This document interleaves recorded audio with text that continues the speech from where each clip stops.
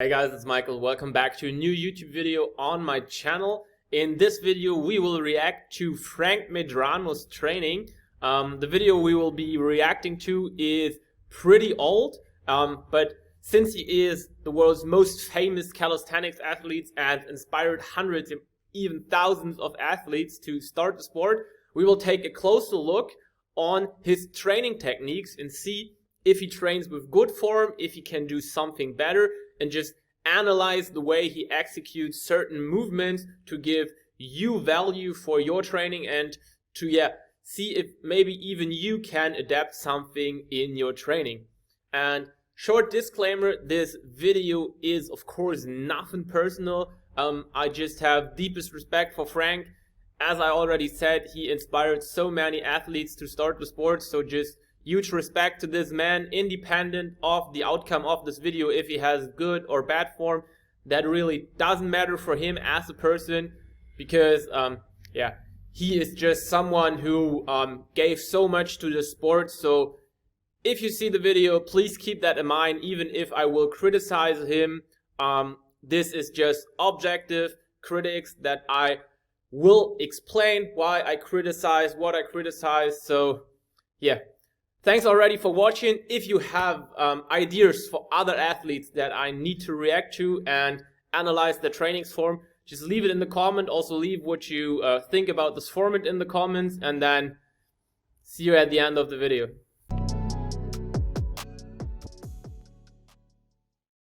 So let's directly step into the video. The video is Frank Medrano's Superhuman bodyweight workout domination. Of course, we leave a like to support the video, which doesn't really need support since it has 42 million views. It's over 7 years old already, so we also keep that in mind when we criticize some techniques. But yeah, enough talk. Let's just step into the video and see what Frank has for us. So epic intro. The first thing we can directly tell is that he has a pretty great physique. He's not the bulkiest athlete, but definitely is in shape all over.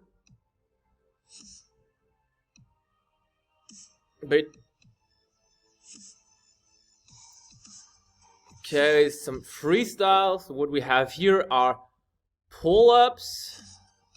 So critics on a high level, what he could do better is, or what you also could do better in your training, is try to bring your shoulder blades more into a depressed position. So as you can see on his pull-up, that his shoulder blade is moving slightly into elevation and his upper arm into internal rotation, which can lead to shoulder injuries if you do that excessive over years. And also don't create enough external rotation volume in your training, then this can lead to problems, but doesn't need to. So critics on a pretty high level, you can do it like this, but I wouldn't recommend to do it on the long run. Okay, I think we will have that handstand push-ups later. Push-up against the band definitely looks good.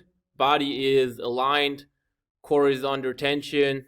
Shoulders are protracted in the top position and depressed and retracted in the bottom position. That looks good to me. So definitely not a pretty effective exercise like some typewriter, bicycle riding, I don't know how you call those pull-up styles with one arm. So definitely super hard element, but it's more for the flex, not really effective training. Again, some freestyle. Here we have a front lever pull-up, which he uses a technique that I definitely wouldn't recommend for you. If he can do it painfully on the long run, no problem, but let me show you what I mean. And you can see that he is passively resting in his lower back. So what he is doing is that he doesn't keep his core under tension. He also doesn't keep his glute under tension to rotate his hips in neutral position. So his lumbar spine is pretty high under tension, and this can provide a lot of stress on the joints of your spine, which can lead to pain on the long run. So please actively use your abs, use your glutes, and align your body. And what you can see here, if I draw the ideal line from shoulders over hips, you can see that he is missing a lot of distance here to really have a proper line. So that is something that he could definitely work on to keep his core better under tension and work with a neutral body line, just to avoid injuries on the long run. And since calisthenics, as the word states, is like the beauty of the movement, I think you always should aim for perfect lines. And so here is something that he could work on if he already haven't, since the video is 7 years old. Muscle ups are looking clean. So here we have some Korean typewriter dip to a back lever, and here we have again the same issue, which is that he is not creating a solid body line. So let's take a look at the line. Should be from the shoulders. You can see he is working with a hollow back. So basically this is kind of form cheating, because on an ideal back lever he would have to bring his lower back up here, rotate his hips, bring his quads under tension to create that nice and clean body line where really shoulders, hips, knees and toes are aligned. And also he would need some more protraction in his shoulders here to just work on a cleaner line. Let's continue. Definitely a back lever negative is fucking hard. So always keep the critics in the context of the element. So everything he does here is hard. And again, just because I criticize an element doesn't mean that I can do it better, just to make that sure also in the first place. For some elements this might be true, but definitely not for all.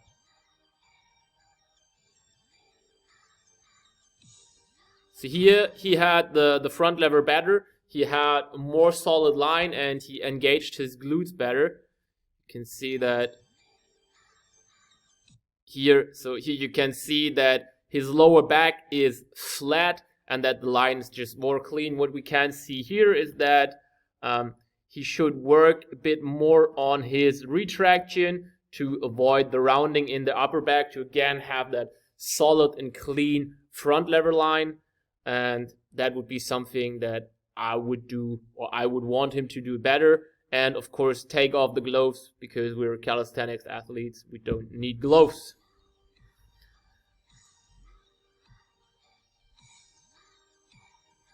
So like, I don't know how to call it, looks definitely crazy.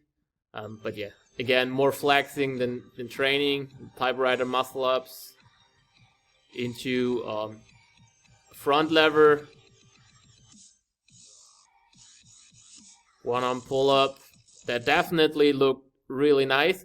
So what you can see here is that he definitely has a lot of control, because if you look at one arm pull up, it is so much harder to pull it like he does. If you would do a regular one arm pull up where you have the elbow close to the body, where you bring the left shoulder, if you pull with the right arm, to the right arm and then pull close to your body, he has a pretty open angle, which makes it, harder.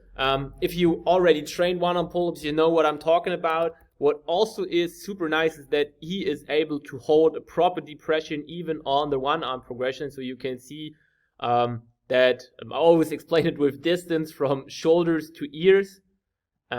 So he actively depresses the shoulder blade and don't let gravity pull it up. So this is pretty nice form here. Hard execution variation. So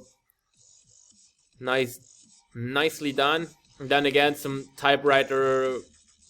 I think he just did it for the video, because I don't think that he trains like this. Just like some show off to prove that he can do it. Coffee break.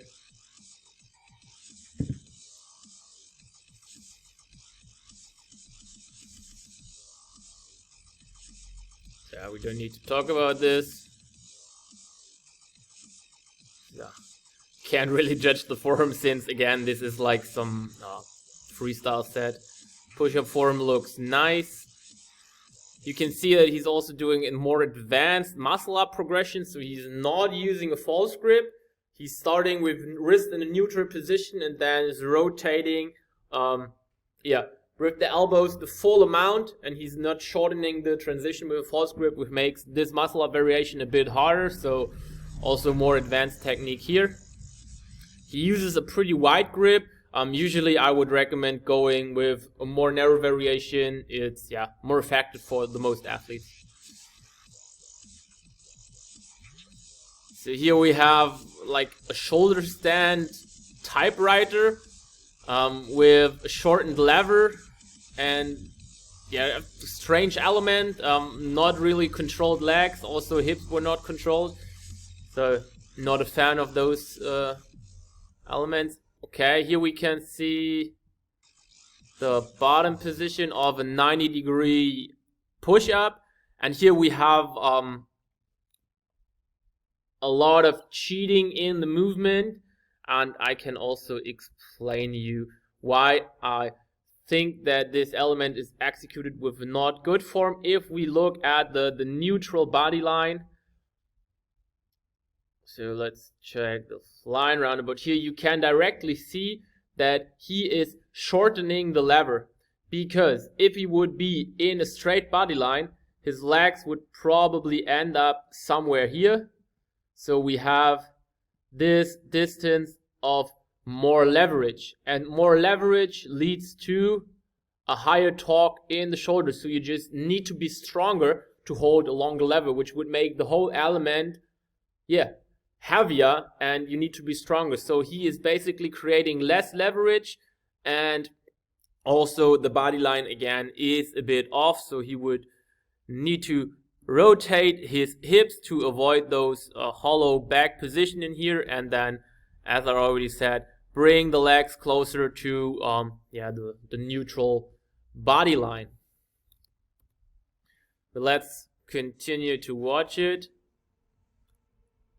And also during the push-up position, if you're bringing your center of gravity earlier to the vertical line, it's also easier to press up. But maybe if we have a side view, I can explain you what I mean.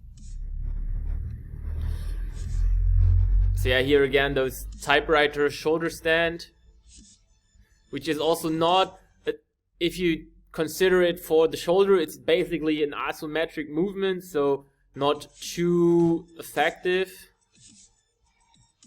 Here we have weighted dips. Also, I wouldn't cross legs, because even this small crossing in here, so this crossing movement can lead to imbalances on the long run. Here again we have that arch back, which makes the handstand push-up just like a lot easier. So definitely just need to work on his body lines, freestyle push-ups.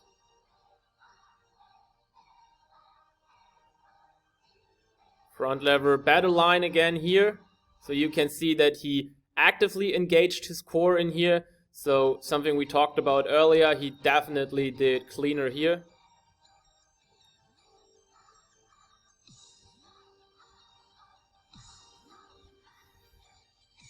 Some style shots.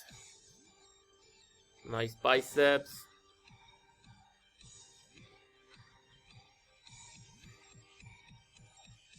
Handstand on the cable tower. Okay, here you can see what I wanted to show you. So let's go back to the drawing tool.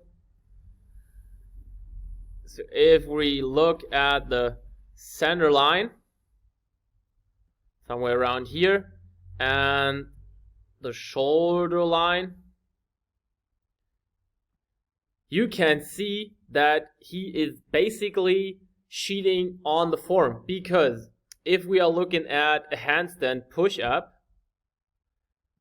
where we are going down here with the shoulders and going down here with the hips, he is keeping his center of gravity always more located over his hands. And if he would bring the full leverage on the shoulders, so by bringing his legs to this line, so he would have a clean body line, then shoulders and knees and hips would be aligned, he would be on this line, he would have so much longer lever on the shoulders from here all the way to here. And now he has like, let's go for another color here. Now he has like this distance with an arch back. So if you compare the distances from here to here with this distance, you can directly see that the way he does it is just, yeah, so much easier to do, because the levers are just super short, and though he can just really, yeah, press up way more easily. Here we can see that again in the bottom position. Normally he would have had his legs round about here, and then you have different leverages. One would be here and the other would be round about here. So you need to be a lot stronger in the shoulders here to withstand the torque of the longer lever. Just to make that clear for you, why arching or why an arched back is making the element so much easier.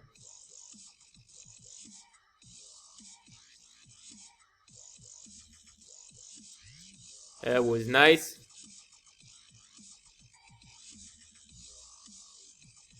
That was again just for the show off. I don't think that he trains like this with the muscle ups bench press combination.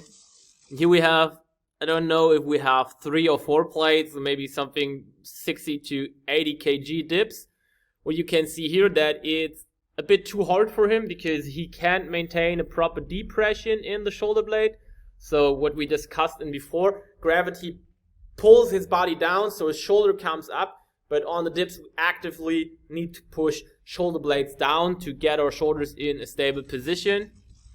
Okay, range of motion is also super limited, so he can't even go to 90 degrees. Also, his wrist position is not on point. If you take a look in here, it would be better to have the wrist neutral just to avoid forces in your wrist, to also avoid injuries on the long run. Here we can see that again. Also, a tip for you, definitely always put the feet on the weight to control the weight and also engage your core in here, because if the weight starts swinging, you have a hard time you will have a hard time controlling the movement. So always aim for controlling the weight with your legs and your core stability. This will improve your dip a lot. And of course, use more range of motion. The flag, here we have again that passive resting in the lumbar spine, which is not optimal for spine health. So you have that arch in here. Better would be to get some tension on the abs and then bring up the legs to, again, to have a better body line and to actively stabilize the spine and not laying passively into the structures. So that handstand push-up we already discussed. He's going again for the typewriter version.